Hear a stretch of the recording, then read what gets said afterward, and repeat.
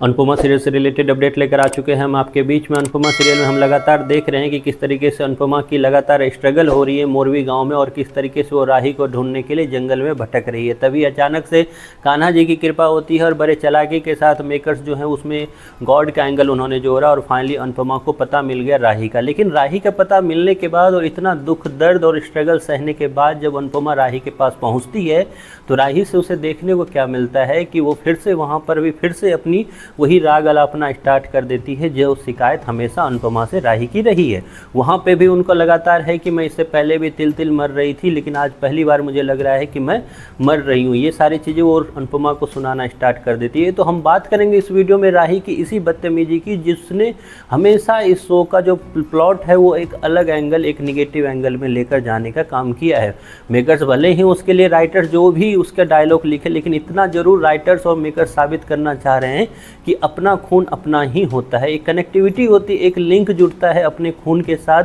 जिसमें अगर बेटी है तो उसको पता चलता है कि माँ की स्ट्रगल क्या है, माँ की तकलीफ़ क्या है, या फिर माँ मेरे से कितना प्यार करती है। वहीं पे अगर आप ये दिखा रहे हो तो आप कहीं ना कहीं ये भी तो साबित कर रहे हो कि राही इनकी बेटी है ही नहीं, इसलिए उनके मन में अनुपमा का जो किया धरा रहता है वो उसके प्रति जरा सा भी प्यार उमड़ता नहीं है। और यही वजह है कि हमेशा उसने अनुपमा को एक साइड लाइन करके ही देखा है, जबकि उसे समझना चाहिए कि उसका अस्तित्व बनाने वाला कोई और नहीं, वो अनुपमा ही है। नहीं तो अनाथ आश्रम से एक बच्चे को गोद लेना और गोद लेने के बाद उसके लिए इतना सब कुछ करना और इतना सब कुछ करते हुए इतना सब कुछ लुट जाना और फिर भी उसके लिए एक प्यार जताना, ये सोच के कि मेरे पति मतलब अनुज की एक आखिरी निशानी है, और उसके बाद उस बच्चे का ये कहना कि आप हमेशा मेरे साथ गलत ही करते आए हो, हमेशा मुझे मरने के लिए ही छोड़ते आए हो, तो आज कोई नई बात नहीं है। इसमें भी अगर देखा जाए पूरे अगर जो प्लानिंग थी या पूरा जो एक कहानी चल रहा है मोरवी गांव में उसमें देखा जाए तो अनुपमा की लड़ाई थी। अनुपमा ने सामने से साफ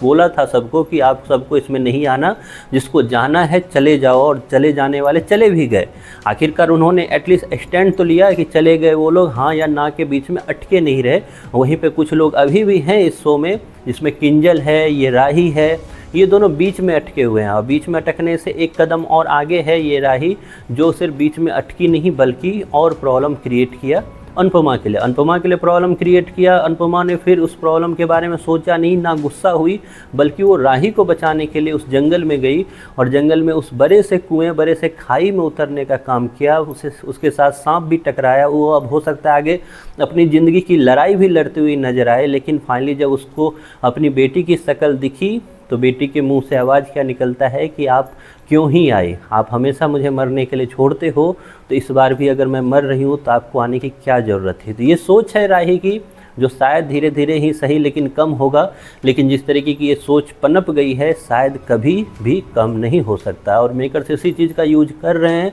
पब्लिक को दिखा रहे हैं कि किस तरीके से एक अनाथ आश्रम से लिया हुआ बच्चा कभी भी अपना बच्चा नहीं बन सकता। खैर ये सब कुछ हो रहा है एपिसोड के बीच में, कई सारे ट्विस्ट और टर्न आने वाले हैं, कौन से हैं वो अगले वीडियो में बात करेंगे कि आखिरकार प्रेम को क्यों छोड़ना पड़ रहा है कोठारी हाउस। खैर आपको कैसा लग रहा है अनुपमा का ये सीरियल, इसके बारे में आपकी जो भी राय है कमेंट बॉक्स में ज़रूर बताएं।